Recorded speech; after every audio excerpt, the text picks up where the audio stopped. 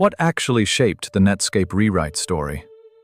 According to the supplied synthesis, the answer is buried in one system-level trade-off, not the headline version.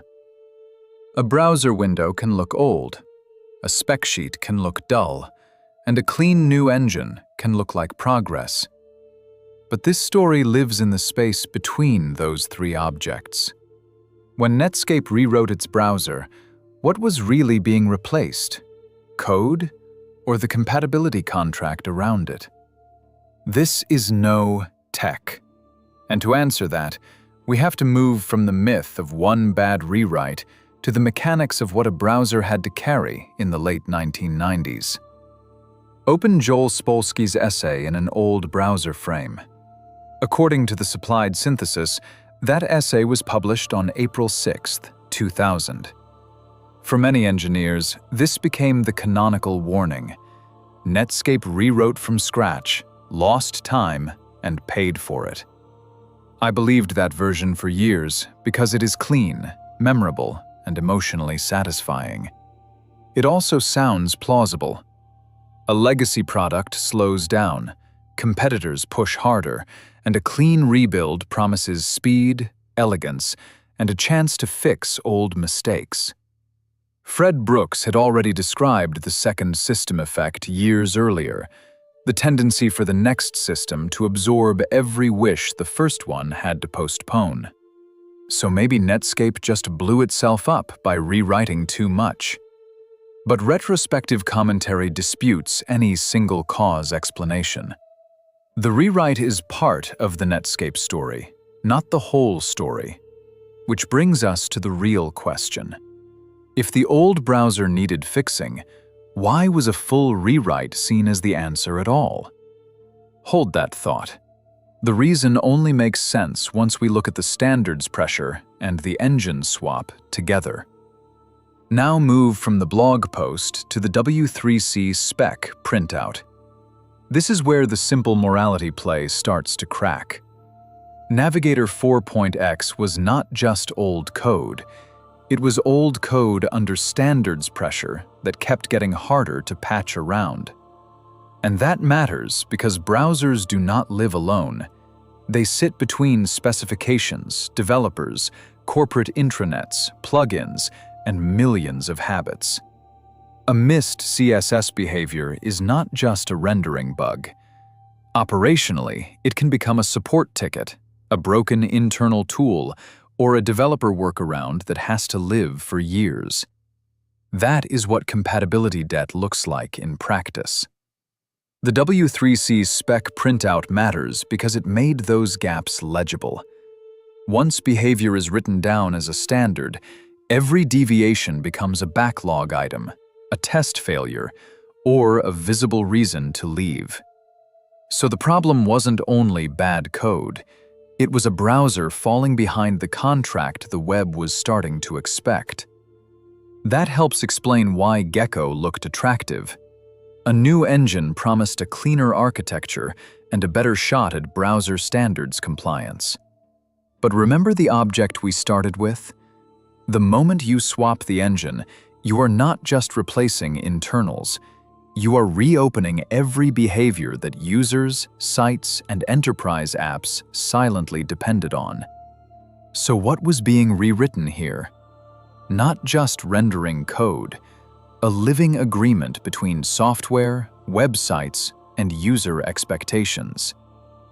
We actually broke down a similar trap in our episode on governor limits behind Salesforce lock-in.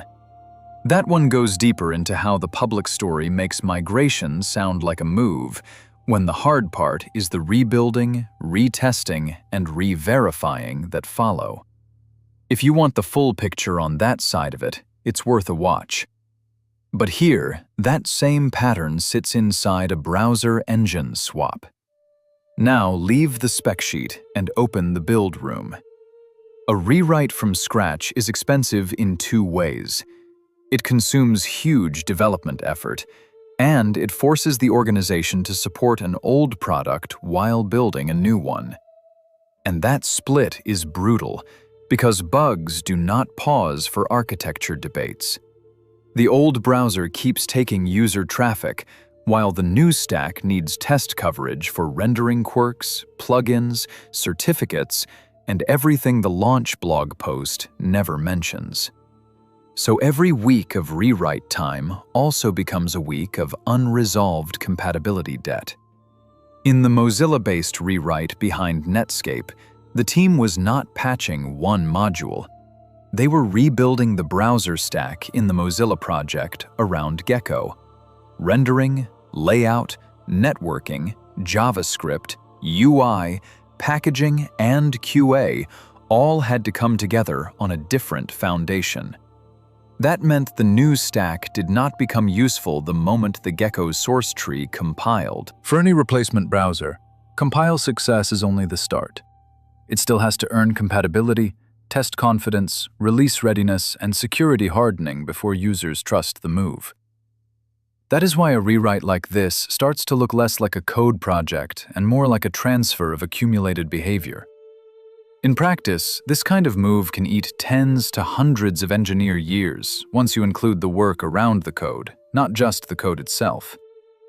We do not know Netscape's exact headcount, burn rate, or infrastructure spend from this bundle, but the mechanism is still visible. That is not one project. It starts to behave like a migration factory. Remember the Navigator 4.x window from the opening screen? It still had to live while the Gecko source tree grew beside it, which meant duplicate build systems, broader regression testing, staging environments, bug triage, telemetry, and a larger coordination burden just to stand still. The regression matrix is the part people tend to underestimate. Every old behavior that mattered to a customer had to be rediscovered, specified, and then recreated in the new stack. A rewrite does not just inherit code. It inherits every promise the old product made and every exception people forgot to document. That includes the awkward, undocumented things teams swear are not features until a customer depends on them. A corporate login page that only works with one plugin. A nested table layout that breaks a reporting dashboard if one CSS interpretation shifts. A certificate or LDAP flow that no one notices until Monday morning when the help desk lights up. And this is the part many teams only notice in production. The hidden costs usually arrive after launch as regressions, instability, support load, and user churn. Many retrospective accounts describe the Mozilla-derived Netscape 6 era as slower and less stable than Netscape 4.x. We should be careful here too. The bundle does not quantify crash totals, ticket volume, or stabilization hours. But operationally, the pattern is familiar. Hotfixes stretch out, incident response gets busier, and the new system has less mature monitoring and logging than the one it replaces. A rewrite can reset backup habits, restore drills, alert tuning, and all the boring runbook knowledge that made the old product survivable. The code may be cleaner, the operating memory is not. Now zoom into the Gecko source tree. At first, a new engine looks like simplification. Then the workload changes. The clue is in what a second system attracts. It is not just built to replace the old thing. It is asked to fix the old thing, modernize the old thing, and justify the pain of the old thing all at once. At that point, feature requests stop being optional. They become proof that the new engine can replace the old contract, not just compile. That is how memory use grows, startup time slips, and dependency complexity creeps upward even before the migration is done. And because the old browser still exists, every improvement on the new side is measured against years of accumulated user expectation on the old side. That is one way the second system effect can help explain the growth. And Joel Spolsky used the Netscape case to warn what happens when that growth outruns shipping. But remember the W3C spec printout from earlier? This is why the story cannot end at "they rewrote too much." The rewrite was risky, but standards pressure and compatibility constraints made risk unavoidable. And that finally answers the delayed question from earlier. A full rewrite looked rational because the old browser was drifting away from browser standards, while incremental repairs still left Netscape carrying mounting compatibility debt in place. So the choice was not safe path versus dangerous path. It was one expensive risk versus another. Now step back to the glass board and the release notes. So what does the whole trail add up to? Standards gaps made change necessary. Gecko turned replacement into a platform-scale migration. Joel's second system effect explains why the new system kept growing. So the collapse was not one bad code swap. In the end, it was a system trying to replace its own memory. Rewrites fail when they must carry memory, too. That line is the part worth keeping from the old rewrite debate. Not because it proves every rewrite is doomed, because it shows where the danger really lives. Remember that same Navigator 4.x window? It was not just an interface. It was a container for habits and expectations users rarely had to document because the browser had been carrying them all along. Remember that same W3C spec printout? It was not just paper. It was the outside world forcing the product to modernize, whether Netscape wanted a clean migration plan or not. And back to that same Gecko source tree. It was not just fresh code. It was the bill for rebuilding the browser, plus the bill for proving the rebuild could survive contact with the real web. That same pattern shows up far beyond browsers. Once a rewrite changes schemas, APIs, workflows, or behavior, switching again means dual running, backfills, rollback planning, validation, and retraining. And sunk cost pressure makes reversal harder, even when the new system underperforms. So the general lesson is not never rewrite. It is that rewrite risk becomes severe when you try to replace code, compatibility, and organizational memory faster than the system can absorb the change. Back to the opening object, the software rewrite cost failure. Netscape, Joel, desk scene, with the Navigator 4.x window, the W3C spec printout, and the Gecko's source tree still in frame. This rewrite lesson shows that clean code can still hide a dirty migration. The lesson is not that rewriting is always wrong.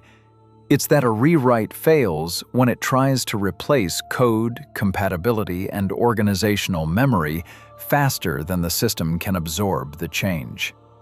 If Netscape's rewrite exposed the cost of resetting a browser, what happens when an enterprise tries to replace every dependency, workflow, and implicit contract at once?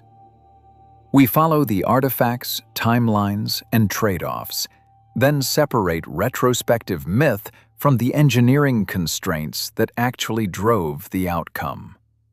Which constraint matters most here?